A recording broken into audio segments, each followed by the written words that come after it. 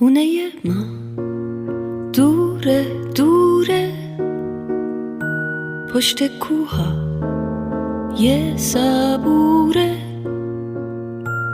پشت دشتا یه تلایی، پشت صحرا های خالی. خونه ماست اون ور آب